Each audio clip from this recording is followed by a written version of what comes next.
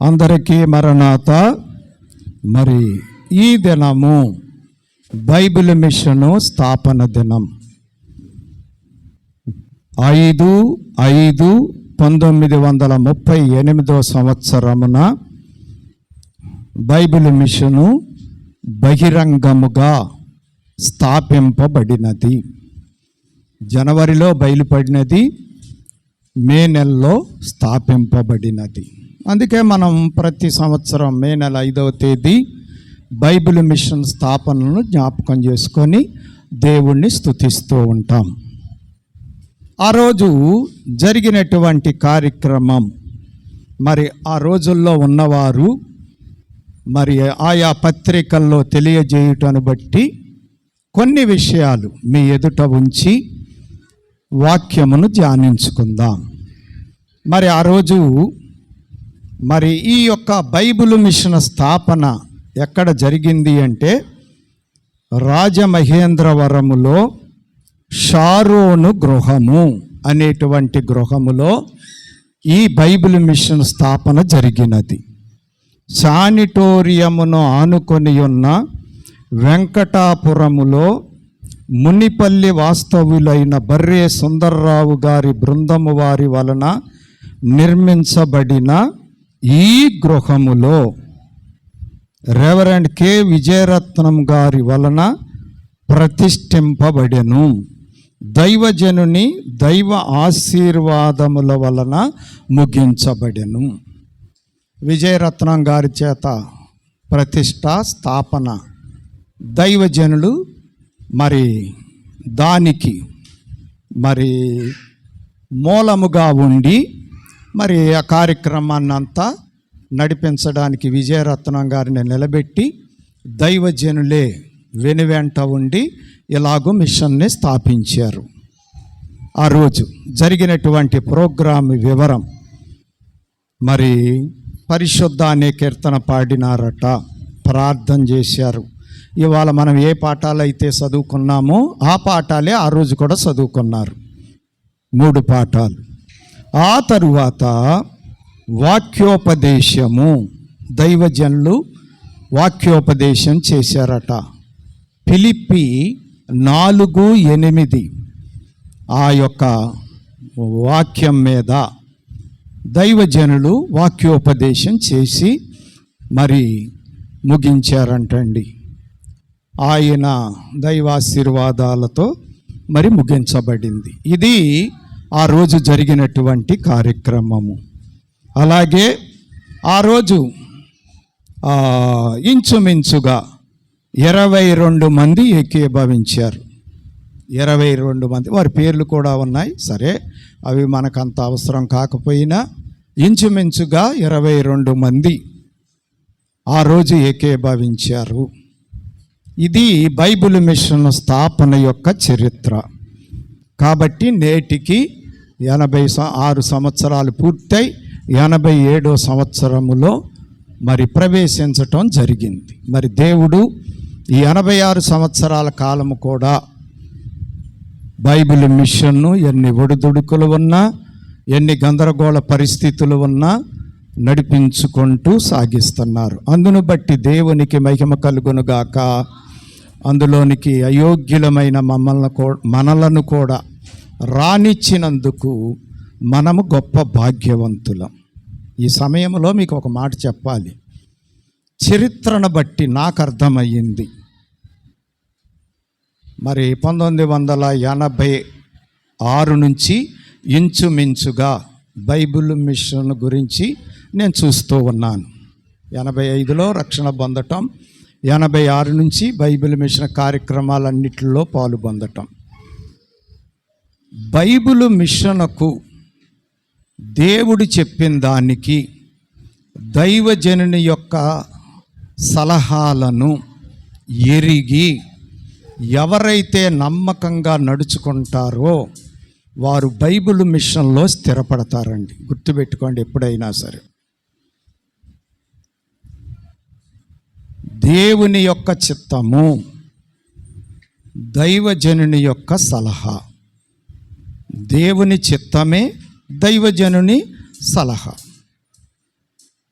దీన్ని దాటకుండా మన శక్తి వంచన లేకుండా ఎవరైతే ఫాలో అవుతారో వాళ్ళు బైబిల్ మిషన్ మెంబర్లుగా ఉంటారు, స్థిరపడతారు.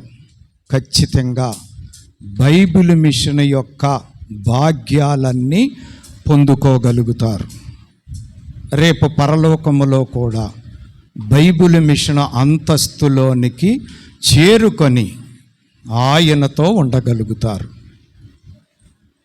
ఆ యొక్క దైవ చిత్తమును దైవజనుని యొక్క సలహాను మీరిన వారు బైబిల్ మిషన్లో ఉన్న బైబిల్ మిషన్ల మెంబర్లుగా ఎంచబడరు. ఇది మొదటిది మనం గ్రహించాల్సింది.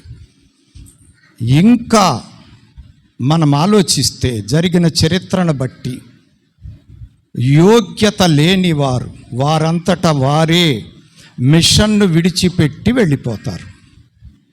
ఎన్నో చరిత్రలు మనం చూస్తున్నాం. వాళ్ళే విడిచిపెట్టి వెళ్ళిపోతారు. ఏదో ఒక కారణం కావచ్చు. కారణాలు మనకెందుకు? వెళ్ళిపోవటం మాత్రం ఖాయం. ఒకవేళ ఉన్నా కానీ బ్రాండ్ అంటారు చూసారా, ముద్ర, ఆ ముద్రను కలిగి ఉండరు. బాగా గుర్తుపెట్టుకోండి. అందుకోసం మనుషులను బట్టి కాదు, మనుషుల ఎదుట కాదు, మనుషుల మెప్పు కొరకు కాదు, దేవుని చిత్తం, దైవజనుని యొక్క ఇష్టం లేక సలహా, దాన్ని అనుసరించడానికి ప్రతి ఒక్కరూ ప్రయాసపడటానికి సిద్ధపడాలి. నాకు అర్థమైన సంగతి మీకు చెప్తున్నాను. నేను ఈ చరిత్రనంతా కొత్త చూస్తున్నాను కాబట్టి గతంలో జరిగిన విషయాలు అప్పుడు ఉన్నటువంటి పెద్దలు కొందరు చెప్పగా వినగా 86 నుంచి జరిగిన సంఘటనలను చూడగా నాకు అర్థమైన సంగతి. దీనికి ఎవరి ప్రమేయమూ ఉండదో. ఎవరో ఏదో అనుకుంటారని, ఎవరో ఏదో మెచ్చుకుంటారని కాదు. నీకు నీవే దేవుని ఎదుట, బయలుపరిచిన దేవుని ఎదుట, అందుకున్న దైవజనుని ఎదుట నేను ఎలాగ ఉన్నాను అనేది మన పరీక్ష కావాలి. ఎప్పటికప్పుడే మనం చూసుకోవాలి. ఒకవేళ ఏదైనా పొరపాటు పడితే దానిని వెంటనే దిద్దుకొనుకోవటానికి ప్రయత్నం చేసుకోవాలి. వారి కోసం కాదు, వీరి కోసం కాదు, మన కోసమే మనం సరి చేసుకోవాలి. రేపు పరలోకములో ఉన్నతమైన గొప్ప అంతస్తులోనికి చేరుకోవాలని ఆశ ఉంటే, పరలోకము వెళ్ళాలని ఆశ ఉంటే, అందులో వధువుగా ఆయన పక్కన కూర్చోవాలనేటువంటి ఆశ ఉంటే మనము చేయాల్సినటువంటి పని ఇది. బైబిల్ మిషన్ నియమాలు ఉన్నాయి, దైవజనులు ఏర్పాట్లు చేసినవి. ఆ నియమములను మనం అనుసరిస్తూ మన శక్తి వంచన లేకుండా మనం నడుచుకుంటా వెళితే ఖచ్చితంగా ఆ గమ్యాన్ని చేరుకోగలుగుతాం. బైబిల్ మిషన్లోనికి దేవుడు మనలను రానిచ్చినందుకు సార్థకత చేసుకోగలుగుతాం, లేదా పోగొట్టుకుంటాం.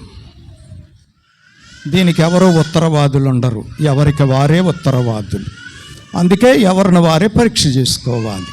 నేను తగిన విధంగా ఉన్నానా లేనా, బైబిల్ మిషన్ క్రమములో ఉన్నానా లేదా అని ప్రయత్నం చేసుకోవటం. మనకు తెలుసు ప్రార్థనా మెట్లు క్రమం, సన్నిధి క్రమం, అలాగే ఆయా పండుగల క్రమం, ఆయా ప్రత్యేకమైన క్రమాలు, ఇవన్నీ కూడా దేవుడు దైవజనులు, దేవుడు చెప్పగా దైవజనులు నిర్ణయించినవి. ఈ క్రమాలన్నీ ఎందుకోసం? మనము ఆత్మీయముగా మహిమ అంతస్తులోనికి చేరుకొనుట కొరకు ఏర్పాటు చేయబడినవి. మరి వీటిల్లో పాలు పొందకుండా మనము అంతస్తు చేరుకోగలమా? బడికి వెళ్లకుండా విద్యార్థి ఫస్ట్ క్లాస్ సంపాదించుకోగలడా? పాఠాలు వినకుండా పరీక్ష రాయగలడా? తగిన విధంగా స్కూలుకు హాజరవుతూ అన్నీ విని నేర్చుకొనకుండా ఈ విద్యార్థి ప్రయోజకుడు కాగలడా? పరీక్షల్లో మంచి విజయం సాధించగలడా? ఇది కూడా అంతే. అందుకోసమే నేను ఆయా క్రమాలలో ఏకీభవించకుండా భక్తునిగా కొనసాగగలనా? నా భక్తి నిలబడగలదా? అసలు భక్తి జీలిగలోకి ఛాయలోనికి నేను రాగలనా? ఆలోచించుకుందాం, పరీక్షించుకుందాం. ఆలోచించుకోకపోతే, పరీక్షించుకోకపోతే నష్టపోతాం. ఈ లోక భాగోతాలు ఎన్నాళ్ళు? 4 రోజులు, 3 రోజులే. 4వ రోజు కూడా లేదు మనకి. పుట్టాం, పెళ్లి చేసుకున్నాం, యాత్రకి వెళ్ళిపోయాం. 3 రోజులే మన కథ అంతా.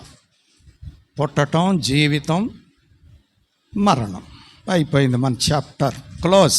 ఎంతోమంది వచ్చారు, ఎంతోమంది వెళ్ళిపోయారు. ఇప్పుడు మనం సాగుతున్నాం. మనం కూడా కొంతకాలానికి వెళ్తాం.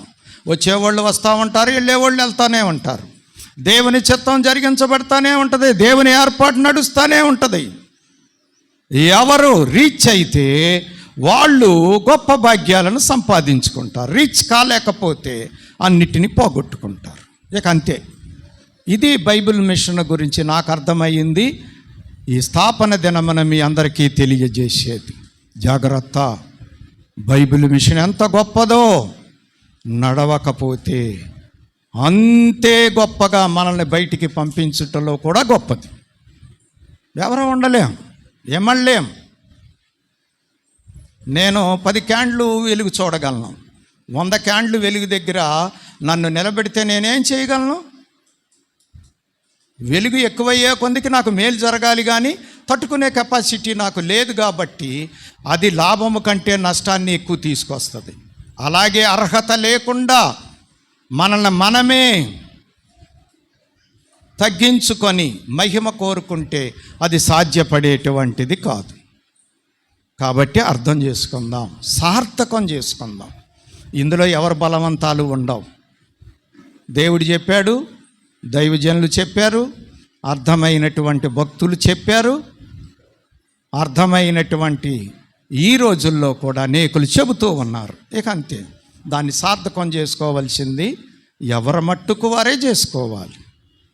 అందుకే తిమోతి గారికి పౌలు గారు చెబుతూ అన్నారు, దైవ భక్తి విషయంలో నీకు నీవే సాధకం చేసుకో. ఇంకా దేంట్లోనైనా ఒకళ్ళు హెల్ప్ చేస్తే కుదురుతుందేమో, కానీ భక్తి విషయంలో కుదరదు. హెల్ప్ చేయటం అంటే మార్గం చూపించగలరు ఎవరైనా, అంతేగాని భక్తి మనకు అంటించలేరు. భక్తిలో మనల్ని కూర్చోబెట్టలేరు. సలహా మాత్రం చెప్పగలుగుతారు ఎవరైనా. దాన్ని అభ్యాసము చేసుకొని సార్థకము చేసుకోవలసినది ఎవరి మట్టుకు వారే. ఇంకో విషయం కూడా ఏంటంటే, ఒకరి భక్తి ఒకరికి రాదు. ఒకవేళ భార్యాభర్తలు అవ్వచ్చు. భార్య భక్తి చేసుకుంటే భార్యకే ఉంటుంది భక్తి, భర్తకేమీ అంటదో. ఒకవేళ భర్త భక్తి చేసుకుంటే భర్తకేముంటుంది, భార్యకేమీ అంటదో. ఎవరి భక్తి వాళ్ళదే, ఎవరి ప్రాణం వాళ్ళదే, ఎవరి ఆత్మ వాళ్ళదే. ఎవరు ఎంత సిద్ధపడితే ఆ స్థితిలో ఉంటారు వాళ్ళు. కాబట్టి అర్థం చేసుకుందాం. అలాగున ఒకరు చేస్తే ఒకరికి వస్తుంది అనేటువంటిది దీనిలో లేదు. ఎవరిది వారికి. ప్రశ్నలు కూడా ఎవరి జీవితం మీద వారికే ఉంటాయి, తీర్పులు కూడా ఒకరి జీవితం మీద ఒకరికి ఉండదు. కాకపోతే పిల్లల విషయంలో పెద్దవాళ్ళను కూడా వాళ్ళ మేజర్ లోపల ఉన్న బ్రతుకుని గురించి తల్లిదండ్రులను అడుగుతాడు దేవుడు, ఎలాగ పెంచావు నీ పిల్లల్ని అని చెప్పి. ఆ విషయంలో మాత్రం క్వశ్చన్ వేయటానికి అవకాశం ఉంది. కొన్ని బాధ్యతలను బట్టి ప్రశ్నలు ఉంటాయి. అంతేగాని భక్తి విషయంలో ఎవరి కేటగిరీ వారిది. కాబట్టి పందెం వేసుకోండి. లోకంలో పందాలు కాదు మనకి. ఎందుకు లోకంలో పందాలు? లోకంలో ఎన్ని పందాలు వేసుకున్నా 4 మెతుకులేసి ఎవరికి ప్రాప్తం. భక్తిలో పందాలు వేసుకోండి, ఎంత మహిమలోనికైనా వెళ్ళవచ్చు. దానికి పరిమితి లేదు. ఆయన పోలిక, ఆయన రూపం, ఆయన స్థాయిలోనికి వెళ్ళే అంత మహిమ సంపాదించుకునే అవకాశం ఉంది. షేమ్ టు షేమ్, క్రీస్తు సారూప్యం మీ అందు ఏర్పడు వరకు అన్నారు పౌలు గారు. అంతవరకు మనం ప్రయాసపడచ్చు, అంతవరకు పందెం వేయచ్చు. ఇది మన భక్తి కావాలి. సరే, ఇక కాలాతీతం అవుతా ఉంది, వాక్యములోనికి వెళ్దాం. మరి ఆ రోజు దైవజనులు ఫిలిప్పీ 4:8 మీద వాక్యోపదేశం చేశారని మరి పెద్దలు రాసిన రాతలను బట్టి అర్థమవుతుంది. ఆనాడు ఉన్నటువంటి వారు రాసినటువంటి రాతలను బట్టి అదే వాక్యాన్నే ఈరోజు మీకు ఉపదేశించాలని నేను కూడా సిద్ధపడ్డాను. మరి దైవజనులు ఏం చెప్పారో ఆ రాతల్లో వాళ్ళు రాయలేదు, నాకు దొరకలేదు. ఏదో నాకు తెలిసినంత వరకు, నా జ్ఞానమునకు అందినంత వరకు సన్నిధిలో కూర్చున్నప్పుడు నాకు ఆత్మలో దైవాత్మ ప్రేరేపణను బట్టి నేను నేర్చుకున్నవే మీ ముందు పెట్టడానికి ప్రయత్నం చేస్తాను. మరి ఇది పెద్ద ప్రసంగమే కానీ అయినా త్వరగా క్లుప్తంగా చెప్తాను. సహకరించేవారు సహకరించండి. సరే,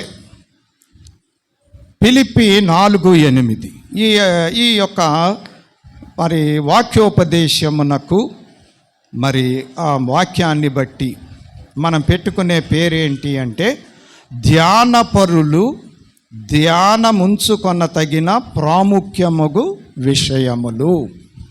ధ్యానపరులు ధ్యానముంచుకొనదగిన ప్రాముఖ్యముగు విషయములు. ఈ వాక్య భాగములో 4 జతలు ఉన్నాయి. 4 జతలు అంటే 8 విషయాలు ఉన్నాయి. 4 జతలు 8 విషయాలు. ధ్యానపరులు ఈ విషయాల మీద ధ్యానం ఉంచుకోవాలి అని పౌలు గారు తెలియజేస్తున్నారు. వీటి మీద ధ్యానం ఉంచుకొనుడి అంటాడు. ధ్యానం ఉంచుకోండి అంటే లక్ష్య పెట్టండి, వాటిని ధ్యానించండి. అలాగూ మీ జీవితాలు ఉండునట్లుగా సిద్ధపడండి. మీ ప్రవర్తన అలాగా ఉండాలి, మీ నడక అలాగా ఉండాలి, మీ జీవిత విధానం అలాగా ఉండాలి అని చెప్పి పౌలు గారు తెలియజేస్తున్నారు. ఆ 4 జతలు 8 విషయాలు ఈరోజు మనం చూద్దాం.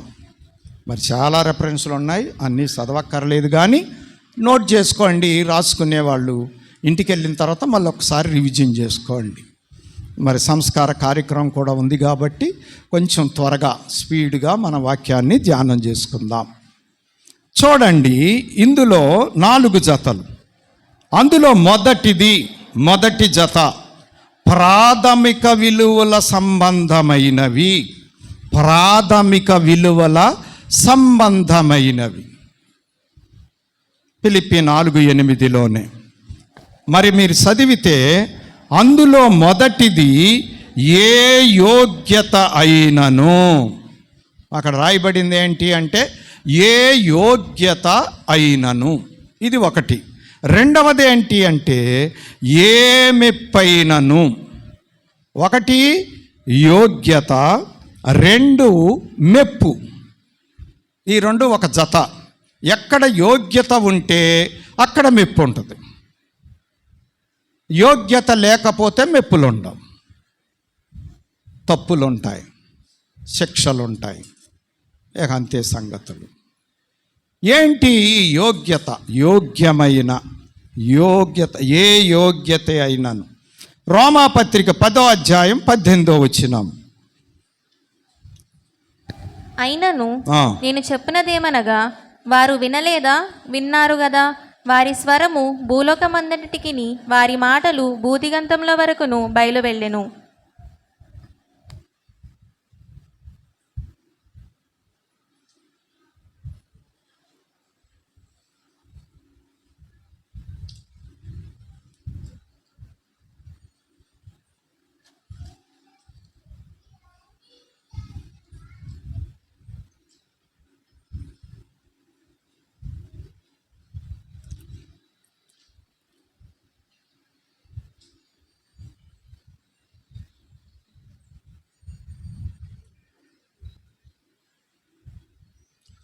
పన్నెండో అధ్యాయం 17వ వచనం చదవండి.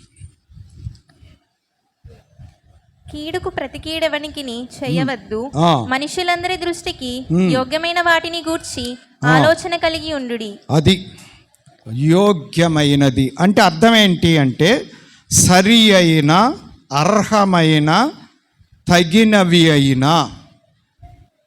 యోగ్యమైనవి, యోగ్యత అయినను అంటే అర్థం ఏంటి అంటే సరి అయినటువంటివి, అర్హమైనటువంటివి, తగినవి అయినటువంటివి. ఇవి యోగ్యమైనటువంటివి. అవి చేస్తే మనకి యోగ్యత వస్తుంది, అంటే యోగ్యులమవుతాం. 1-2 రెఫరెన్సులు చెప్తాను చూడండి. మత్తయి సువార్త 10వ అధ్యాయము 11వ వచనము.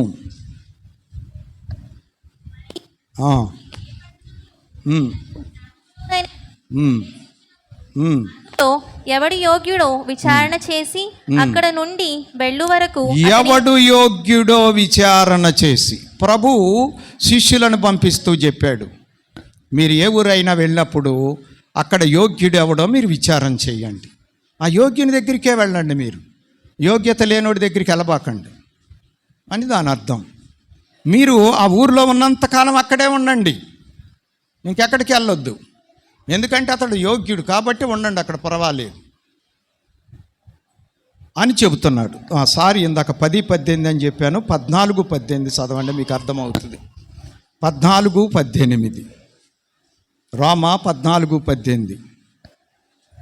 ఈ విషయమందు క్రీస్తునకు దాసుడైన వాడు దేవునికి ఇష్టడును మనుషుల దృష్టికి యోగ్యుడనై ఉన్నాడు. అదండి, దేవునికి ఇష్టడును మనుషుల దృష్టికి యోగ్యుడునై ఉన్నాడు. అది యోగ్యత. దేవుడికి ఇష్టం అవ్వాలి, మనుషుల దృష్టిలో యోగ్యులం అవ్వాలి. చాలామంది అంటారు కదా, వాళ్ళు చాలా యోగ్యులండి అంటారు.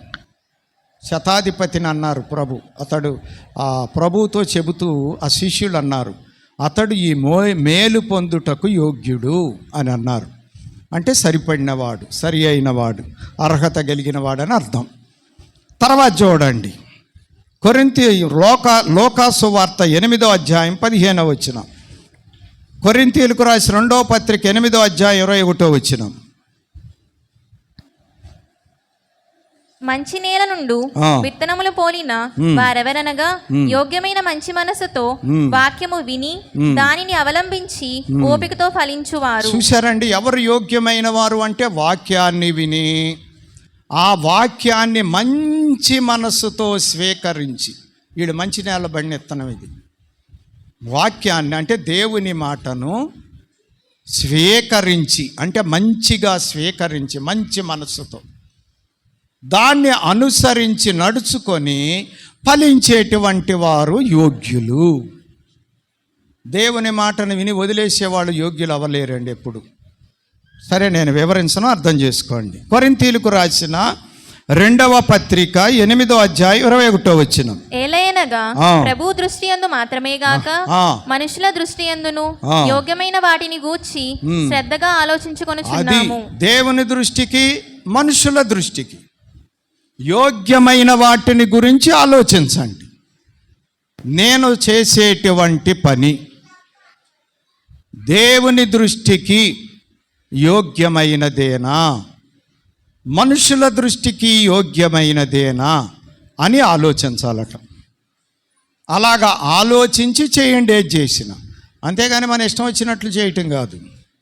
మన ఇష్టం వచ్చినట్లు చేస్తే అది యోగ్యం అవ్వచ్చు, అయోగ్యం అవ్వచ్చు. అందుకోసమే మానవుడు ఎప్పుడూ కూడా సొంత ఇష్టమును ముందు వదిలిపెట్టాలండి. సొంత ఇష్టాన్ని వదిలిపెట్టే వరకు యోగ్యతలోనికి మనము రాలేము, అయోగ్యులుగానే ఉంటాం. ఇప్పుడు అదే యావత్ ప్రపంచాన్ని పీడిస్తున్నటువంటి మరి గొప్ప అపాయకరమైన పరిస్థితి. ఎవరిష్టాలు వాళ్ళకు ఉన్నాయి. పెద్దల ఇష్టాలు పెద్దలకు ఉన్నాయి, చిన్నల ఇష్టాలు చిన్నలకు ఉన్నాయి. ఎవరిష్టాలు వాళ్ళకు ఉన్నాయి. గురువులకు ఉండే ఇష్టాలు గురువులకు ఉన్నాయి, శిష్యులకు ఉండే ఇష్టాలు శిష్యులకు ఉన్నాయి. భర్తకుండే ఇష్టం భర్తకుంది, భార్యకుండే ఇష్టం భార్యకుంది. తల్లిదండ్రులకు ఉండే ఇష్టాలు వాళ్ళకున్నాయి, పిల్లలకు ఉండే ఇష్టాలు వాళ్ళకున్నాయి. ఇది పొసగటల్లా. అందుకోసమే సొంత ఇష్టాలు కొట్టివేసుకుంటే, దేవుని ఇష్టాన్ని అనుసరించడానికి పూనుకుంటే మనము యోగ్యతలోనికి వెళతాం. ఇంతే సూత్రం. దీనికి పెద్ద జ్ఞానమేమి అక్కర్లేదు, ఇది ఒక్కటి తెలిస్తే చాలు. ఇది తెలవకుండా ఎందుకు తెలుసుంటే అదంతా అజ్ఞానం. మనకి జ్ఞానంలాగా కనపడే అజ్ఞానం. అది మనల్ని నాశనంలోనికి లాక్కుపోద్ది కానీ బాగులోనికి లాక్కుపోదు. ఇది మొదటిది యోగ్యత. ఏ యోగ్యత అయినను. రెండవది చూడండి, ఏ మెప్పు అయినను. రోమాపత్రిక 2వ అధ్యాయం 29వ వచనం. అయితే అంతరంగమందు యూదుడైన వాడే యూదుడు, మరియు సున్నతి హృదయ సంబంధమైనది ఆత్మయందు జరుగునదే గాని అక్షరము వలన కలుగునది కాదు.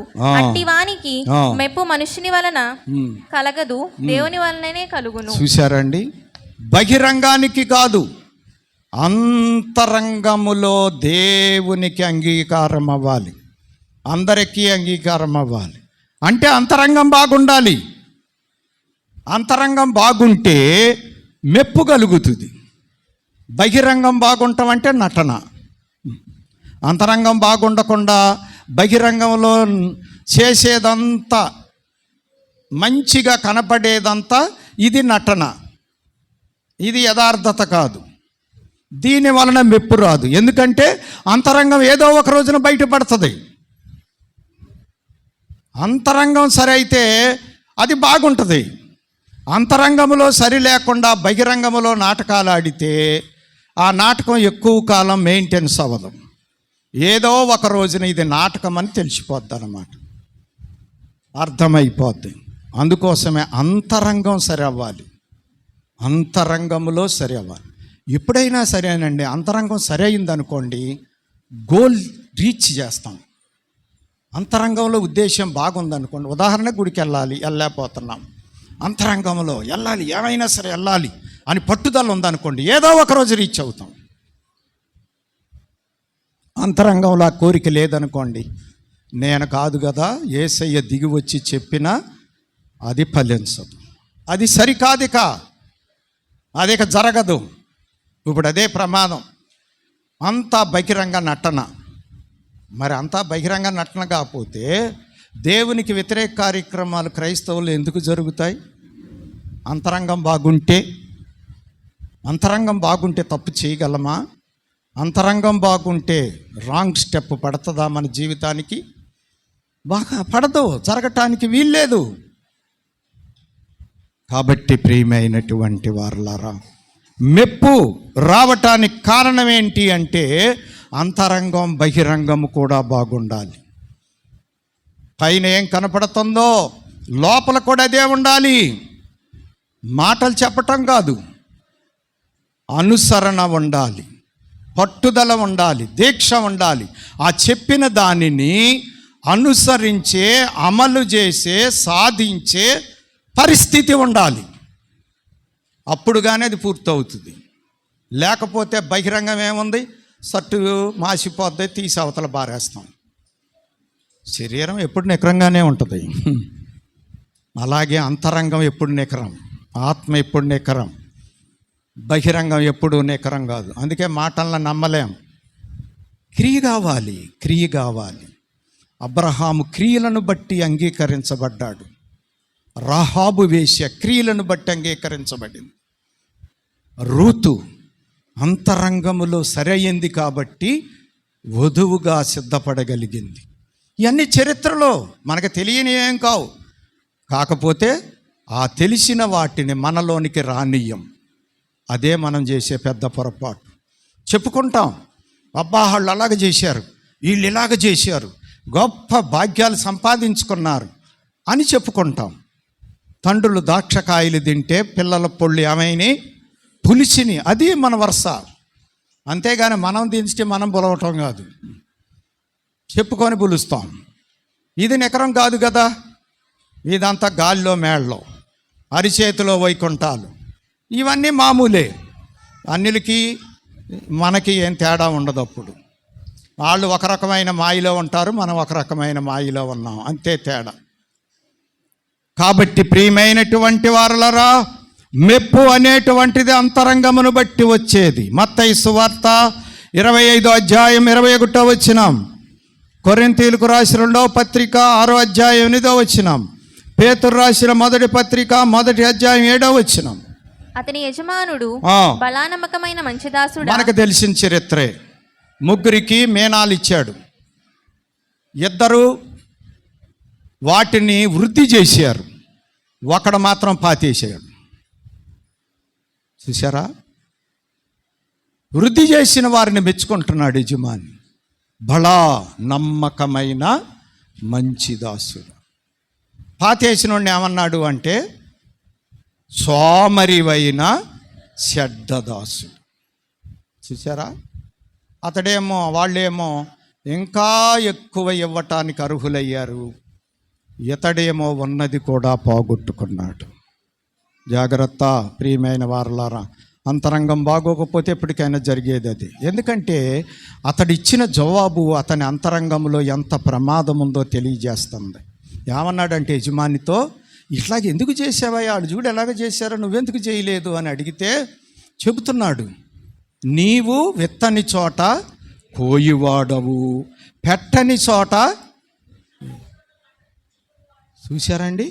విత్తనం వేయకుండా పంట కోసుకుంటాడంట ఈయన. ఎక్కడైనా వస్తువు పెట్టకుండా ఎత్తుకుంటాడంట. వస్తువుని తీసుకుంటాను. చూసారా జవాబు ఎంత ప్రమాదకరంగా ఉందో? అలాగే చాలామంది ఆలోచనలు ఇట్లాగే ఉంటున్నాయండి. ఏదో పకటి కళలు అంటున్నారు. కనబాకండి. కళలు వేరు, యథార్థత వేరు. సినిమా వేరు, నిజ జీవితం వేరు. ఇప్పుడు యవనస్తులకు ఈ తబ్బిబ్బు అర్థం కాక సీరియల్స్లు చూసి, సినిమాలు చూసి, నేను ఎందుకు హీరో అవ్వకూడదు, నేనెందుకు హీరోయిన్ అవ్వకూడదని ప్రాక్టికల్ చేస్తున్నారు, ప్రయోగం. అది సినిమాలో ఇష్టం వచ్చినట్టు చేసుకుంటాకి కుదురుతుంది, కానీ నిజ జీవితంలో కుదురుద్దా? సతికిలబడతారు, సర్వనాశనం అయిపోయి తలబట్టుకొని ఏడుస్తున్నారు. ఇది చివరికి మిగిలేది. అంతరంగం బాగోకపోతే ఎవరికైనా మిగిలేది ఇదే చివరికి. నువ్వు ఎంతన్నా చేయొచ్చు, ఏం ప్రయోజనం అంతరంగం బాగోలా? అంతరంగములో దేవునికి ఇష్టము లేదు, సంఘానికి ప్రయోజనము లేదు, నీ పక్కన ఉన్నోడికి సాక్ష్యము లేదు, నీ జీవితం వేస్ట్ అయిపోయింది. తర్వాత చదవండి. కొరింథీయులకు రాసిన 2వ పత్రిక 6:8.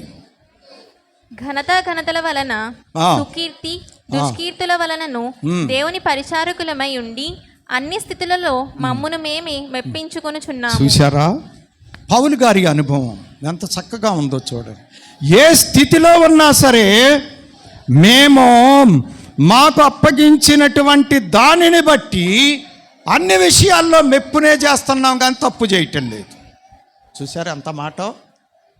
ఒకవేళ దేవుడు వాళ్ళకి పని అప్పచెప్పాడు, సువార్త పని, దేవుడు మెచ్చుకునేటట్లుగా సువార్త ప్రకటిస్తున్నారు. వాళ్ళు సంఘ బాధ్యతలు అప్పగించాడు, వారికి తెలిసినంత వరకు నమ్మకంగా బాధ్యత వహించి చేస్తున్నారు.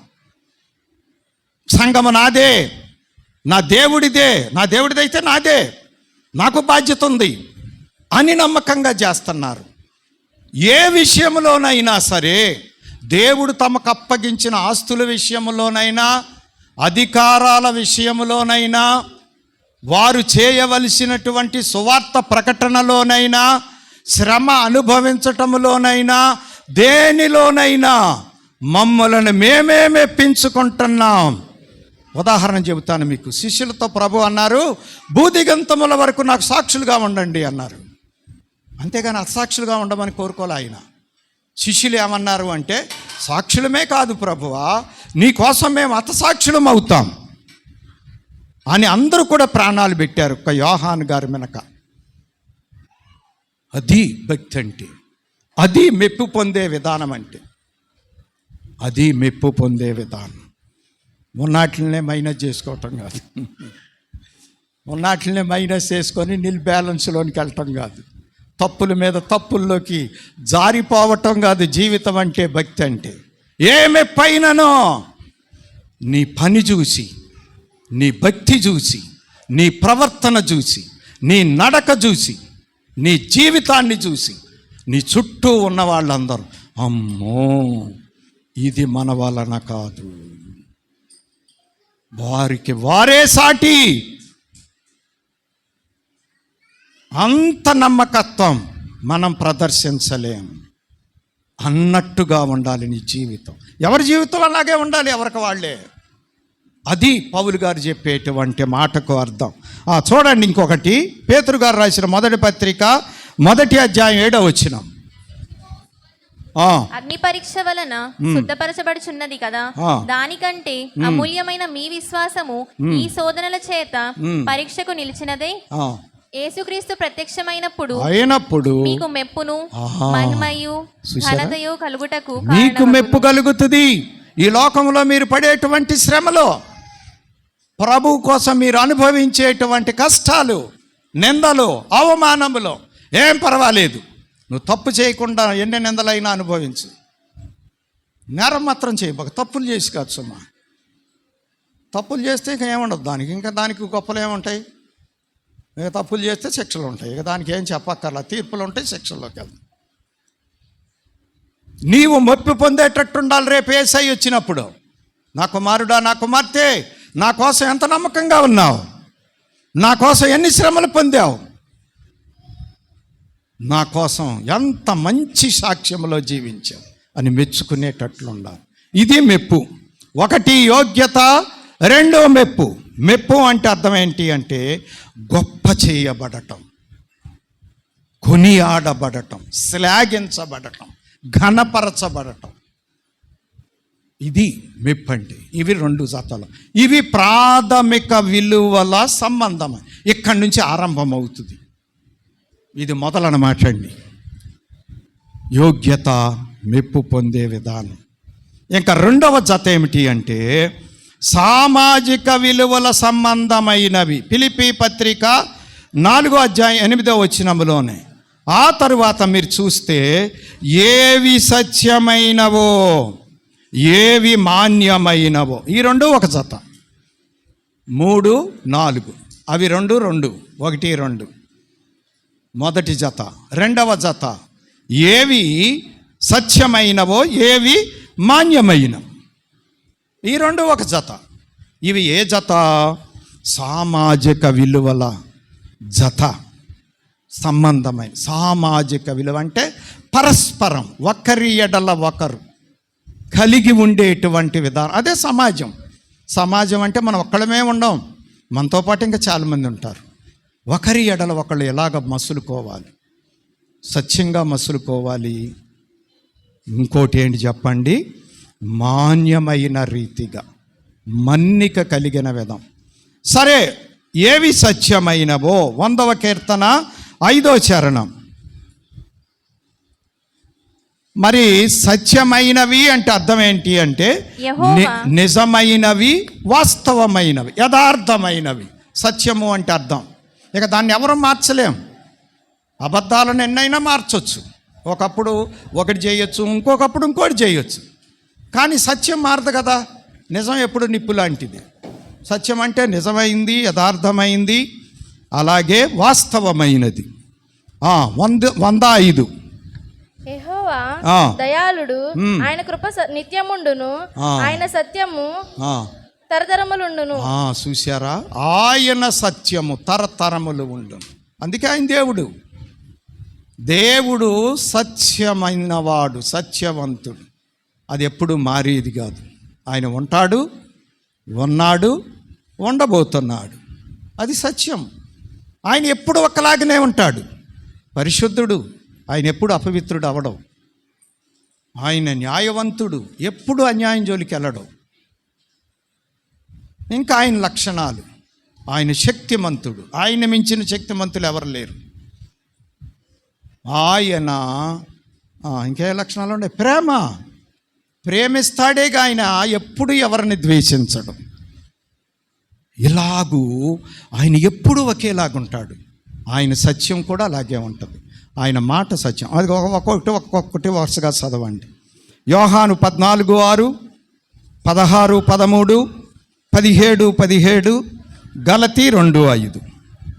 యేసు నేనే మార్గమును, సత్యమును, జీవమును. చూడండి, యేసయ్య చెబుతున్నాడు, నేనే సత్యం. నన్ను చూస్తే మీకు సత్యం అర్థమవుతుంది. నా మాట వింటే మీకు సత్యం అర్థమవుతుంది. ఇప్పుడు ఇదే ప్రమాదం అండి. ప్రపంచానికి సత్యం తెలవట్లా.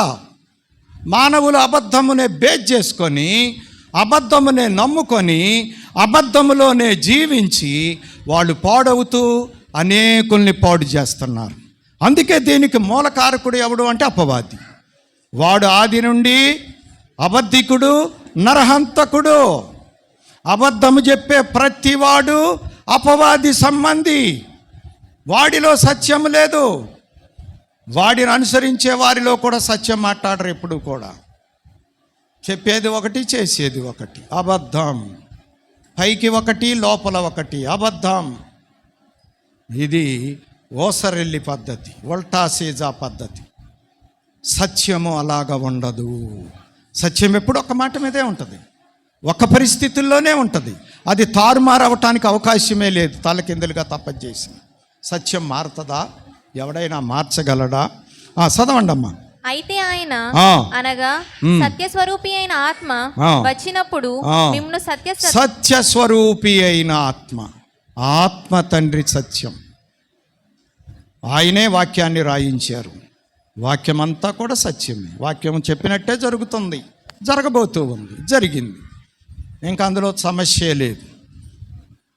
17 సత్యమందు వారిని ప్రతిష్ఠ చేయము, నీ వాక్యమే సత్యము. నీ వాక్యమే, వాక్యం సత్యం, ఆయన మాట సత్యం. అందుకే శిష్యులను వాక్యమందు ప్రతిష్ఠ చేశాడు ప్రభు. మనం కూడా వాక్యములో ప్రతిష్ఠితమైపోవాలి. అంటే వాక్యానికి అంకితం అవ్వాలి. వాక్యానుసారముగా మన జీవితం ఉండాలి. వాళ్ళ కోసం కాదు, వీళ్ళ కోసం కాదు, నీ కోసం నువ్వే. దేవుని మాట విను, ఆ మాట చొప్పున నడుచుకో, అంతే. వాక్యములో ప్రతిష్ఠించుకో నీ జీవితాన్ని. వాక్యములో నుండి ఎప్పుడు బయటికి రాబాకు. వచ్చావా సత్యము ఎగిరిపోద్ది, అబద్ధం వస్తుంది, సర్వనాశనము చేసి వదిలిపెడదు. చాలామంది ఏమనుకుంటున్నారంటే ఈ లోకంలో డబ్బు ఉంటే బాగున్నట్టే అనుకుంటున్నారు. ఇది ఒక పెద్ద పిచ్చి ఆలోచన. డబ్బు ఉంటే బాగోం. డబ్బు ఉండి కూడా బాగోని వాళ్ళు చాలామంది ఉన్నారు. డబ్బులుండి కూడా సుఖపడిన వాళ్ళు చాలామంది ఉన్నారు. ఆస్తులుండి కూడా సుఖపడిన వాళ్ళు బోళ్ళంతమంది ఉన్నారు. ఏ లోటు లేకపోయినా మనశ్శాంతి లేకుండా గందరగోళముగా టెన్షన్లతో బ్రతుకును నరకము చేసుకుని జీవించేవారు ఎంతోమంది ఉన్నారు. దేవుని మాట వెనకే కదా ఈ తిప్పలంతా వచ్చింది. ప్రేమైనటువంటి వారలారా, దేవుని మాట సత్యం. ఆ మాటలో నువ్వు జీవిస్తే నువ్వెప్పుడు సత్యంలోనే ఉంటావు. సత్యం మారదు, నువ్వు మారవు. దేవుని మాట నీలో కార్యం చేస్తుంది, నిన్ను భాగ్యవంతుడిని చేస్తుంది. గలతీ 2:5 సువార్త సత్యము, నీకు ప్రకటింపబడుతున్న సువార్త సత్యం. ఆ సువార్త మారేది కాదు. 2000 సంవత్సరాల నుండి అపస్తులతో ఆరంభించబడిన సువార్త నేటి వరకు వివరించబడతానే ఉంది. ఏంటా సువార్త? నీకోసమే దేవుడు నరుడుగా వచ్చాడు, నీకోసమే మరణించాడు, నీకోసమే తిరిగి లేచాడు. ఇది సువార్త సత్యం. ఇది ఎప్పటికీ మారదు, ఎంతకాలమైనా మారదు. దీని మీదే మానవుని యొక్క రక్షణ, నరకము తప్పించబడుట, మోక్షము చేరుకొనుట దీని మీదే నిర్ణయించబడి ఉంది. ఇది మారదు. ఇది ఎరక్కపోతే నీవు నరకాన్ని దాటలేవు, మోక్షాన్ని చేరలేవు. కాబట్టి ఆయన సత్యం, ఆయన నరవతారము సత్యం, ఆయన ఆత్మ సత్యం, ఆయన వాక్యము సత్యం, ఆయనే సత్యం. మరి మనము సత్యమేనా? మనము సత్య సంబంధులమా, అబద్ధ సంబంధులమా? ఇది మనం పరీక్ష చేసుకోవాలి. సత్యాన్ని కాపాడుకోవాలి. ఏవి సత్యమైనవో వాటిని ధ్యానించుకోండి. 4వ చూడండి, ఏవి మాన్యమైనవో. మాన్యమైనవి అంటే తీతు పత్రిక 2వ అధ్యాయం 7-8 వచనాలు. అంటే గౌరవమైనవి, చేయతగినవి. మాన్యమైనవి అంటే మన్నిక కలిగినవి, చేయదగినవి, గౌరవమైనవి, అందరికీ ఆమోదయోగ్యమైనవి అని చెప్పుకోవచ్చు. ఎవరికి హాని లేనివి, ఇవి మాన్యమైనవి. పరపక్షమందుండువాడు ఆ. మనలను గూర్చి చెడు మాట ఏది పరపక్షమందున్నవాడు కూడా మనల్ని గురించి చెడు మాట ఏది చెప్పకుండా ఉండేటట్లుగా మన ప్రవర్తన ఉండాలి, మన జీవితం ఉండాలి. సరే, అదంతా చదివితే ఆలస్యం అవుతుంది, మీరు చూసుకోండి. ఇది మాన్యత. పరపక్షం ఉన్నోడు కూడా అంటే మనమంటే శత్రువులే, వాళ్ళు శత్రువులు అయినా కానీ చచ్చా వాళ్ళు అటువంటి పొరపాట్లు చేయరయ్యా అన్నట్టుగా ఉండాలి మన జీవితం. అంతేగాని వీళ్ళ అబ్బాయి ఎంతకంటే పెద్ద చేస్తారు అనకూడదు. వాళ్ళు ఎందుకు దేవుడి దగ్గరికి వెళ్ళారు, ఎందుకు వెళ్ళారో వాళ్ళకే అర్థం కాల. ఇంకా వాళ్ళు చేసే పనులన్నీ కూడా దేవుడికి అవమానకరమైన పనులు. ఇది కాదు మాన్యమైన పరిస్థితి. ప్రియమైన వారలారా, అర్థం చేసుకుందాం.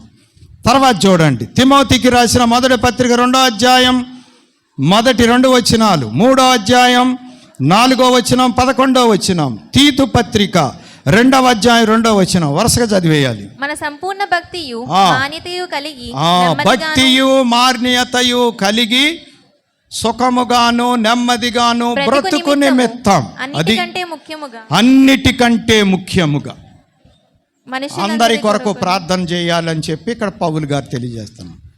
ఎలాగ జీవించటానికి మనము భక్తి కలిగి మాన్యత కలిగి జీవించడానికి ఏం కావాలి మనకి?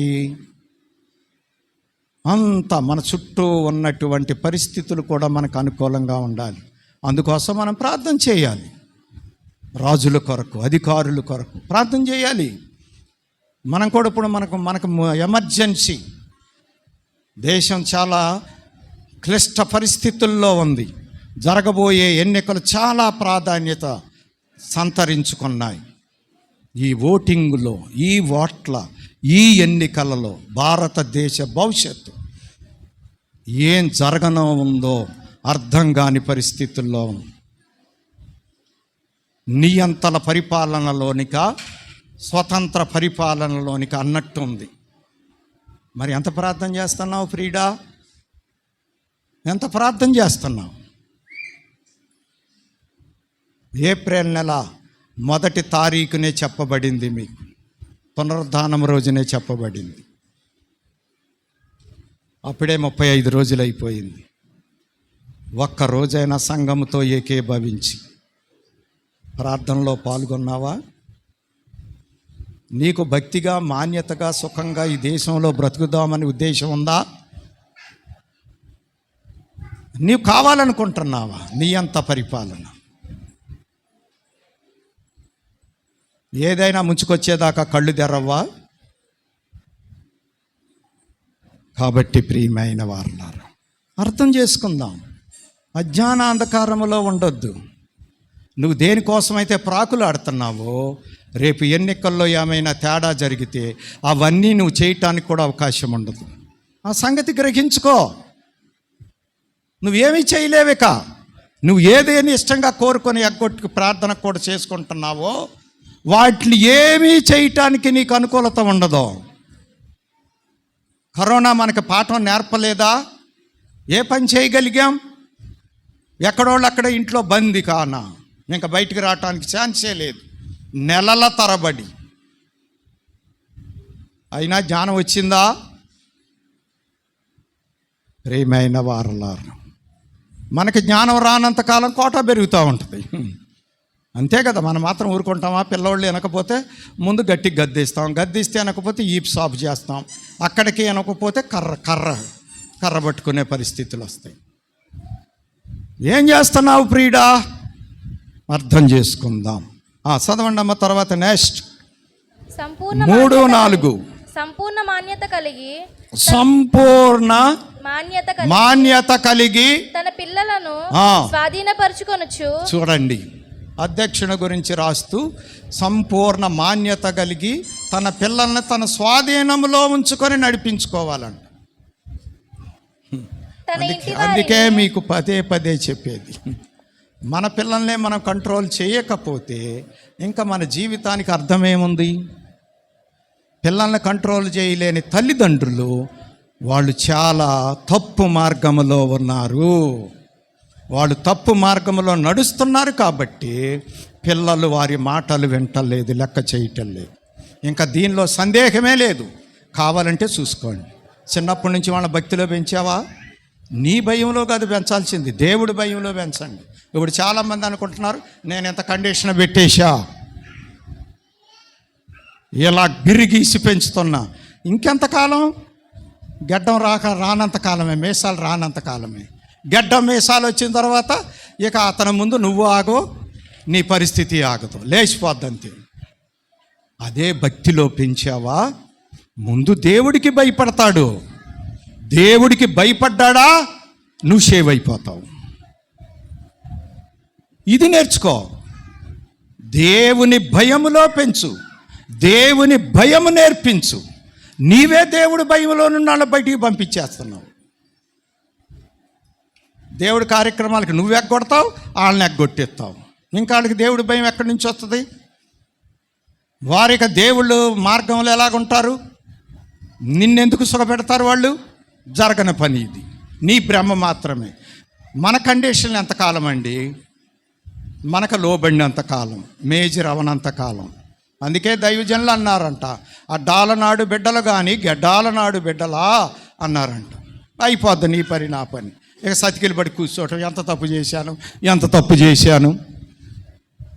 ప్రేమ అయినటువంటి వారలారా అర్థం చేసుకుందాం. కాబట్టి మాన్యమైనవి పిల్లల్ని ఎలాగా? 11వ వచనం, అటువలే పరిచర్య చేయు స్త్రీలును మాన్యులై కొండెములు. చూడండి, పరిచర్య చేసే స్త్రీలు కూడా మాన్యులై, కొండెకత్తెలు కాకుండా మితానుభవం గలవారును. కాబట్టి మాన్యత కలిగి, మన్నిక కలిగి మనం ఏదైనా పని చేస్తే అందరికీ మేలు జరగాలండి. అదే మాన్యత. ఎవరికి హాని జరగకూడదు, 10 మందికి మేలు జరగాలి, దేవుడికి మహిమ రావాలి. ఇది మాన్యతకరమైన విషయం.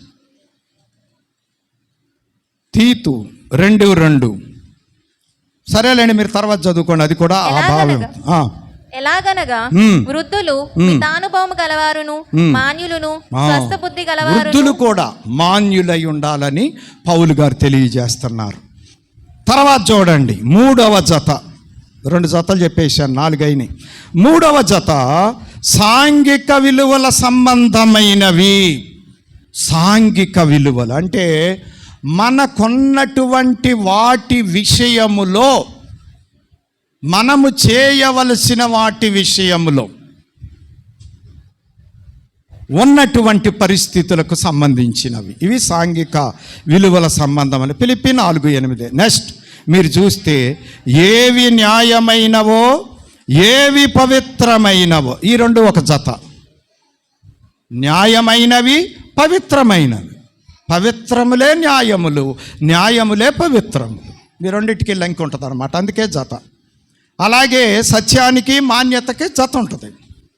మాన్యమైనవే సత్యాలు, సత్యమైనవే మాన్యాలు. యోగ్యత, మెప్పు. యోగ్యత ఉంటేనే మెప్పు, మెప్పు పొందిన వారే యోగ్యులు. ఇది జత. కాబట్టి ఇప్పుడు 5వది, ఏవి న్యాయమైనవో 97:2. అంటే న్యాయమైనవి అంటే ధర్మమైనవి, అభ్యంతరము లేనివి, అందరికీ కూడా ఆమోదయోగ్యమైన, అందరికీ ఇష్టమైనవి. న్యాయం, ఎవ్వరికి హాని లేనివి, ఇవన్నమాట అండి. మేఘాంధకారములు ఆయన చుట్టూ నుండును, నీతి న్యాయములు ఆయన సింహాసనమునకు ఆధారం. నీతి న్యాయములే దేవుని సింహాసనానికి ఆధారాలు. నీకు కూడా న్యాయమే ఆధారం నీ జీవితానికి. పవిత్రత, న్యాయం, ఈ 2 లేకపోతే నీ జీవితం పడిపోద్ది, ఎందుకు పనికిరాదు. ద్వితీయోపదేశకాండం 32:4, 119, 172, యెషయా 61:8. నీ ఆజ్ఞలన్నీయు న్యాయములు, నీ వాక్యమును గూర్చి నా నాలుక పాడును. చూసారా, నీ ఆజ్ఞలన్నీ న్యాయం. దేవుడి ఆజ్ఞలన్నీ కూడా న్యాయాలే, అన్యాయం కాదు. మనం చేయలేని ఆజ్ఞలు ఏం చెప్పలా ఆయన ఇవ్వకుండా మనల్ని ఇవ్వమని చెప్పలా, ఆయన నడవకుండా మనల్ని నడవమని చెప్పలా, ఆయన మనల్ని ప్రేమించకుండా ప్రేమించమని చెప్పలా. అన్నీ ముందు ఆయన చేసి మనల్ని చేయమని చెప్పాడు. ఆయన గొప్పగా చేశాడు, మనలను చాలా తక్కువగా చేయమని కోరాడు. అంతే కదా. ఇచ్చే విషయంలో కూడా ఏమన్నాడు? నేను అంత ఇస్తాను, నువ్వు నాకు అంత ఇవ్వాలి, ఎంత ఇత్తేసాలన్నాడు. ఆయన ఎంత ప్రేమించాడు? ప్రాణము పెట్టునంత ప్రేమించాడు. నిన్నెంత ప్రేమించమంటున్నాడు? నా ఎంక కాక ఇంకెవరు ఇంకా చూడకుండా ఉంటే చాలు అన్నాడు. ఎంత సింపుల్. నా ఎంకే చూడు చాలు, నాతోనే సహవాసం చేయి చాలు, ఈ ఒక్కటి. ఆయనంత ప్రేమించాడు. నీ కోసం శత్రువుల దగ్గరికి వెళ్ళాడు, శత్రువులతో యుద్ధం చేశాడు, హింసలు పొందాడు, ఉమ్ములేయించుకున్నాడు, దెబ్బలు తిన్నాడు, గాయాలు, ప్రాణం, రక్తం అంతా నీ కొరకు సర్వం సమర్పయామి చేసేసాడు. మరి నీ ప్రేమ ఎంత? ఏమక్కర్లా, నువ్వు నా ఒక్కడే ఇంకా చూడు చాలు, ఇంకెవరు ఇంకా చూడక్కర్లా. ఇది కూడా కష్టమేనా? అబ్బే నీ ఒక్కడే ఇంకా చూస్తే నాకు మజాకా ఏముంటుంది? ఎప్పుడు ఒక్కడే ఇంకా చూడాలా? అప్పుడప్పుడు కత్తి పక్కోళ్ళు ఎంక కూడా చూడాలి కదా. మరి నీ మీద పంది మేసి వచ్చినోడు ఎంక చూడకపోతే ఆ పార్టీ బలహీనం అవుతుందిగా. మరి పంది మేసి రాలేదు, అప్పుడప్పుడు ఆడిటం కూడా చేయాలి కదా. ఇదండి దౌర్భాగ్య స్థితి. అర్థమవుతుందా? అర్థం చేసుకుందాం. ఏవి న్యాయమైనవో. 119, 172. ఆయన ఆశ్రయదుర్గముగానున్నాడు. ఆయన కార్యము సంపూర్ణము, ఆయన చర్యలన్నీ న్యాయములు, ఆయన నిర్దోషి అయిన నమ్ముకొనదగిన ఆయన చర్యలన్నీ న్యాయములు. ఆయన చేసే పనులన్నీ న్యాయాలే. మరి మనం చేసే పనులు న్యాయమేనా? యెషయా 61:8. నేను ముందు చెప్పినా మీరు ఇంత లేట్ చేస్తే ఎలాగా? వస్త్రమును కొరికివేయినట్లు చిమ్మట వారిని కొరికివేయును, బొద్దిక గొచ్చెబొచ్చును గొర్రెబొచ్చును కొరికివేయినట్లు వారిని కొరికివేయును. అయితే నా నీతి నిత్యము నిలుచును, నా రక్షణ తరతరములుండును. 61:8. న్యాయము చేయుట యెహోవానగు నాకు.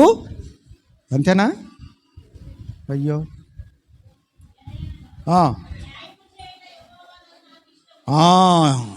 న్యాయము చేయుట దేవునికి ఇష్టమంట. కాబట్టి దేవునికి ఇష్టంగా ఉండాలంటే మనం న్యాయంగా ఉండాలి. అన్యాయాలు మనకెందుకు? అక్రమాలు మనకెందుకు? నీకు దగ్గరలోకి వచ్చినా సరే, నీకు అవకాశం ఉన్నా సరే అన్యాయంలోకి వెళ్ళబాకు, అక్రమంలోకి వెళ్ళబాకు. సందు దొరికింది కదా అని కొట్టేయబాకు, జాగ్రత్త. చూడగలిగినటువంటి కన్ను ఒకటి నిన్ను చూస్తుంది. సీసీ కెమెరా కంటే పవర్ఫుల్ అయినటువంటి కెమెరా నీ కార్యాలన్నిటినీ, నీ సీన్లన్నిటినీ తన యొక్క గుప్పిట్లోనికి, తన అధీనములోనికి తీసుకొని చిత్రముగా తయారు చేసి రేపు నీకు చూపించడానికి ఫిలిమును సిద్ధం చేస్తుంది. జాగ్రత్త. ఎవరు చూడటం లేదనుకోబాకు. అన్నీ చూస్తున్నాడు ఆయన, న్యాయాధిపతి. ఆయన కన్నుకు మరుగైనది ఏదీ లేదు. అన్నిటికీ ప్రశ్నలు ఉన్నాయి, నువ్వు జవాబు చెప్పాలి. నా ఇష్టం అని ఇక్కడ అనగలుగుతున్నావు, అక్కడ అనలేవుగా. అది అక్కడ జరిగేది ఆయన ఇష్టమే, ఆయన తీర్పే ఖరారు. నువ్వు ఎలాగైతే ఇక్కడ జీవించావో దానికి సరి అయినటువంటి సంగతి అక్కడ ఆయన జరిగిస్తాడు. నాకు అందులో అనుమానమే లేదు.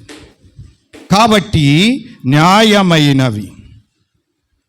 తర్వాత 6వ చూడండి, ఏవి పవిత్రమైనవో. పేతురు రాసిన మొదటి పత్రిక 1వ అధ్యాయం 14-16, కీర్తన 12:6, తిమోతికి రాసిన మొదటి పత్రిక 5వ అధ్యాయం 22వ వచనం, తీతు పత్రిక 1వ అధ్యాయం 15వ వచనం. పవిత్రమైనవి అంటే అర్థం ఏంటి అంటే లోపము లేనివి, పాపము లేనివి. అర్థం చేసుకోండి, లోపము లేనివి, పాపము లేనివి, పవిత్రమైనవి, దోషము లేనివి. అదనమాట అండి. చదవండి. నేను పరిశుద్ధుడనై ఉన్న ప్రకారము మీరును పరిశుద్ధులై ఉండుడి. వ్రాయబడి ఉన్నది. అది ఆయన ఏం కోరుకుంటున్నాడంటే, నేను పరిశుద్ధుడనై ఉన్న ప్రకారం మీరును పరిశుద్ధులై ఉండండి. 16వ వచనం చదవండి. కాగా మీరు విధేయులకు పిల్లలై మీ పూర్వపు అజ్ఞాన దశలో మీకుండిన ఆశలను అనుసరించి ప్రవర్తింపక మిమ్మును పిలిచిన వాడు పరిశుద్ధుడై ఉన్న ప్రకారము మీ ప్రవర్తన అంతట్లో మిమ్మల్ని పిలిచిన వాడు పరిశుద్ధుడై ఉన్నాడు గనుక మీరును పరిశుద్ధులై ఉండండి. అది ఆయన కోరుకునేది, పవిత్రత. తర్వాత తిమోతికి రాసి 12 కీర్తన 12, పవిత్రమైనవి మట్టి మూసలో 7 మారులు కరిగి ఊదినంత పవిత్రములు. దేవుని మాట ఎంత పవిత్రమైంది అంటే, మరి బంగారాన్ని వెండిని శుద్ధి చేయటానికి కొలిమి మూసలో పెట్టి ఊతారు. అప్పుడు మలినమంతా పోయి మెరుస్తుంది అన్నమాట అండి. దేవుని మాటలు కూడా అంట 7 సార్లు శుద్ధి చేయబడిన పవిత్రమైనటువంటి మాటలు. అందుకే ఆ మాట మనల్ని బ్రతికిస్తుంది, ఆ మాట మనకి జ్ఞానం ఇస్తుంది, ఆ మాట మనకి సత్యాన్ని బయలుపరుస్తుంది, ఆ మాట మనకి జీవాన్ని ఇస్తుంది. ఆ మాటతోనే మన జీవితమంతా ముడిపడి ఉంది. ఈ మాటను ఎవరు నిర్లక్ష్యం చేస్తారో వారిని ఎవ్వడూ తప్పించలేడు. ఎంత ఉన్నా, ఎన్ని ఉన్నా, ఎంత ఆధిక్యత, ఎంత గొప్పతనం ఉన్నా అంతా సున్నా అయిపోద్ది. తర్వాత చూడండి, తిమోతికి రాసిన మొదటి పత్రిక 5వ అధ్యాయం 22వ వచనం. త్వరపడి ఎవని మీదనైనను హస్త నిక్షేపణము చెయ్యకము, పరుల పాపములలో పాలివాడవై ఉండకుము. చూసారా, చాలా మంది ఏం చేస్తారంటే, వాడు పాపం చేయకపోయినా పక్కనోడు పాపంలో పాలివారు అయిపోతారు. కొంతమంది వాళ్ళని సేవ్ చేయటానికి వీళ్ళు పాపాలు చేస్తారండి. ఇది పక్షపాత ధోరణి, పార్టీ పద్ధతులు. వీడు మన పార్టీయేరా, మన పార్టీ అయితే పర్వాలేదులే, చేతే చేశాడులే, అయిపోయింది, వీడు కూడా పాపంలో పాలుడిపోయాడు. అందుకేసే మనం చాలా జాగ్రత్తగా ఉండాలి. అందుకే మనం ఎక్కువగా లోకంతో పెట్టుకోకూడదండి. ఏదో బతుకు తెరువు కోసం మన పని మనం చేసుకొని, ఆ దేవుని మాటతో మన జీవితాలను సరిచేసుకొని ప్రశాంత జీవితం గడపడం అలవాటు చేసుకోవాలి. మన ఋషీశ్వరులు అందుకే ఊళ్ళు వదిలిపెట్టి ఊర్లు బయటికి పోయారు. పోనీ అంత మనం చేయలేకపోయినా ఊరిలో ఉన్న, ఇంటిలో ఉన్న మనం అటువంటి పరిస్థితులు ఏర్పాటు చేసుకోవాలి మనకు సాధ్యమైనంత వరకు. తీతు 1వ అధ్యాయం 15వ వచనం. పవిత్రులకు అన్నీ పవిత్రములే గాని, పవిత్రులకు అన్నీ పవిత్రాలే, అపవిత్రులకు ఏది పవిత్రము కాదు. అదండి అసలు వాళ్ళ హృదయమే చెడిపోయింది. చెడిపోయినోడికి మంచివి మంచిగా ఎలా కనపడతాయి, చెడు చెడుగా ఎలా కనపడుతుంది. అందుకోసం ఇప్పుడు రాజకీయ నాయకులు చూడండి, మొన్నటిదాకా ఆయన తిట్టాడు ఒకడు, ఇప్పుడు అక్కడి నుంచి ఎక్కడికి వచ్చి ఏళ్ళ తిడుతున్నాడు. ఏళ్ళ 4 రోజులు తిట్టాడు, మళ్ళీ అటెళ్ళి ఆళ్ళ 4 రోజులు ఓరి నాయనో. ఇది ఇలాగుంటుంది అన్నమాట, తారుమారు వ్యవహారాలు. కారణం ఏంటి? అసలు హృదయం చెడిపోయింది, అది బాగోలేదు. అందుకోసం వాళ్ళు ఏం చేస్తున్నారో వాళ్ళకే తెలియట్లా. మనం కూడా అంతే, కాసేపు అది అంటాం, కాసేపు ఇది అంటాం, అసలు ఏంటో మనకు అర్థం కాల. దైల్మాలో జీవించే జీవితం, కాసేపు పవిత్రత, కాసేపు అపవిత్రత, కాసేపు లోకం, కాసేపు దేవుడు, ఇలాగా తారుమారు, స్థిరము లేని జీవితాలు. సరే, 6 అయిపోయినాయి, మిగతా 2 కూడా టక్కున 5 నిమిషాల్లో చెప్పేస్తాను. 4వ జత చూడండి. 4వ జత సర్వ విలువల సంబంధమైనవి. ఇక ఈ విషయాల్లో సర్వము ఉన్నాయి. మొదటిదేమో ప్రాథమికం, 2వదేమో సామాజికం, 3వదేమో సాంఘికం, 4వదేమో సర్వము, సర్వ విలువల సంబంధం. ఫిలిప్పీ 4:8. ఏవి రమ్యమైనవో, ఏవి ఖ్యాతి గలవో వాటి మీద ధ్యానముంచుడి. 7వది రమ్యమైనవి. ఏవి రమ్యమైనవి? కీర్తన 84:1, సంఖ్యాకాండం 24:5, కీర్తన 47:7, 48:2. వరుసగా చదివేయండి, 2 మాటలు చెప్పి నేను ముగించేస్తాను. సైన్యములకు అధిపతి వగు యెహోవా ఆ, నీ నివాసములు ఎంత రమ్యములు. దేవుని నివాసములు ఎంత రమ్యములు. ఆకాశాన్ని చూస్తేనే మనకి ఎంత రమ్యమో అర్థమవుతుంది. ఆహా, ఆకాశాన్ని ఎంత గొప్పగా చేసావయ్యా. ఆకాశంలో మబ్బులను చూస్తుంటే ఎంత ఆనందంగా ఉంది. వర్షం పడతా ఉంటే ఎంత ఆనందంగా ఉంది. నక్షత్రాలను చూస్తే ఎంత ఆనందం. సూర్యుడిని చూస్తే ఎంత భయం. చంద్రుణ్ణి వెన్నెల చూస్తే ఎంత ఆనందం, ఎంత ఆహ్లాదం. ఇవే ఇంత రమ్యముగా ఉంటే దేవుని యొక్క నివాసమైన దేవలోకము ఇంకెంత రమ్యముగా ఉంది.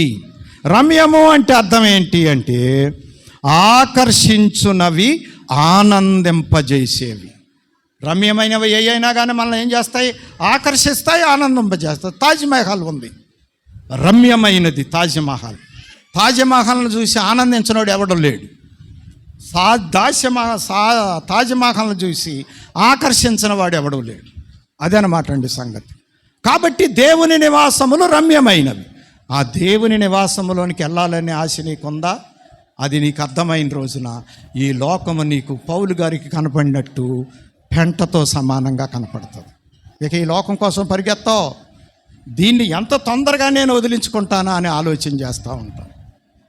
బాగా గుర్తుపెట్టుకోండి, లోకము వెనకాల పరుగెత్తేటువంటి ప్రతి మానవుడు దైవ సంబంధమైనటువంటి విషయాలలో గుడ్డివాడుగా ఉన్నాడు అని అర్థం. బాగా నోట్ చేసుకోండి this point, note this point. అందుకే లోకంలో పరిగెత్తున్నాడు. కాబట్టి రమ్యమైనవి. సంఖ్యాకాండం 24:5. యాకోబు నీ గుడారములు, ఇశ్రాయేలు నీ నివాస స్థలములు. అబ్బా, యాకోబు నీ నివాసాలు ఎంత రమ్యమైనవి.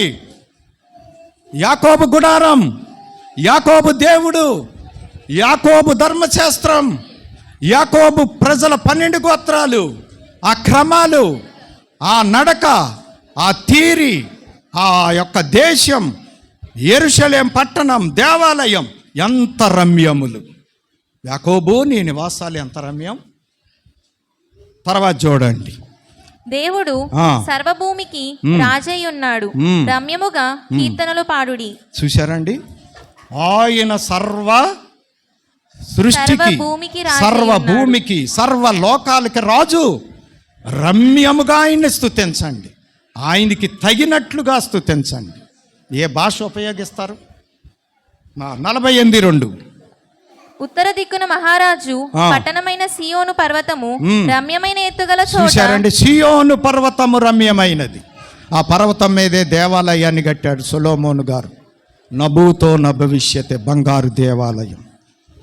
ఇవి రమ్యమైనవి. 8వ చివరిది, ఏవి ఖ్యాతి గలవో. యెషయా 55:13. ఖ్యాతి అంటే అర్థం ఏంటి అంటే పేరు తెచ్చేవి, అంగీకారమైనవి. పేరు ప్రతిష్టలు అంటారు కదా, గొప్పలు. అలాగే స్థిరకాలము చెప్పబడటం, వారి పేరు స్థిరకాలం నిలిచిపోవటం. కొంతమంది పేర్లు, గాంధీ గారి పేరు ఈ రోజు వరకు నిలిచిపోయింది. ఖ్యాతి. చరిత్రలో భారతదేశపు సంస్కృతి సాంప్రదాయం ఇప్పటి వరకు చరిత్రలో అమోఘమైనటువంటిదిగా నిలిచింది. దాన్ని మార్చడానికి అనేకులు ప్రయత్నం చేస్తున్నారు. గట్టిగా ప్రార్థన చేయండి ప్రియమైనటువంటి వారలారా. ముండ చెట్లకు బదులుగా దేవదారు వృక్షములు మొలుచును, దురదగొండి చెట్లకు బదులుగా గొంజి వృక్షములు ఎదుగును. అవి యెహోవాకు ఖ్యాతిగాను ఆయనకు దేవునికి ఖ్యాతిగా. అంటే మార్పు, చెడుగులో నుండి మంచిలోనికి, అజ్ఞానములో నుండి జ్ఞానములోనికి, అపవిత్రతలో నుండి పవిత్రతలోనికి మార్పు చెందటం. అలాగ మార్పు చెందటమే ఖ్యాతి. చెప్పుకుంటారు కదా అందరం, ఏదవరకు అంత చెడ్డాళ్ళుగా ఉండేవారు, ఇప్పుడు ఇంత మంచోళ్ళు అయిపోయారు దేవుడి దగ్గరికి వచ్చి. దేవుడి ఖ్యాతి. దేవుడి దగ్గరికి వచ్చాక కూడా అట్టాగే ఉన్నామనుకోండి, దేవుడికి అపఖ్యాతి, అవమానం. అందుకే మిమ్మల్ని బట్టి నా నామం అన్యజనుల మధ్య అవమానపరచబడుతూ ఉందని బాధపడుతున్నాడు దేవుడు. 2 సమూయేలు 7:23, 1 రాజులు 1:47, జపన్యా 3:19.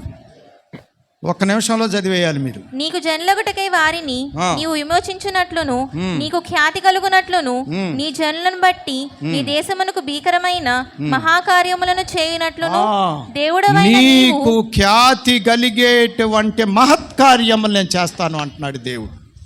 రాజుల మొదటి గ్రంథము 1వ అధ్యాయం 47.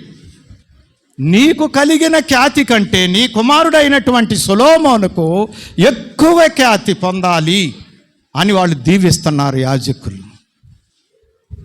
నీ కలిగిన ఖ్యాతి కంటే దావీదుతో చెబుతున్నారు వాళ్ళు.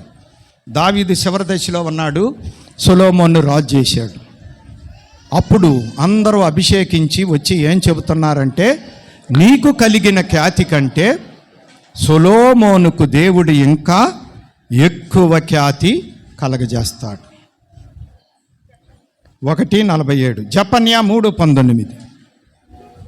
ఆ కాలమున ఆ. నిన్ను హింస పెట్టు వారినందరినీ నేను శిక్షింతును, కుంటుచూ నడుచు వారిని నేను రక్షింతును, చెదరగొట్టబడిన వారిని సమకూర్చుదును.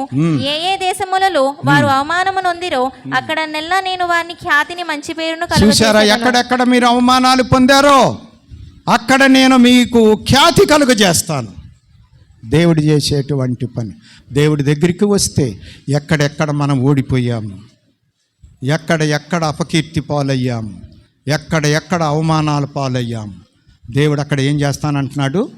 ఖ్యాతిని కలగజేస్తానంటున్నాడు. ఇవండి 4 జతలు 8 విషయాలు.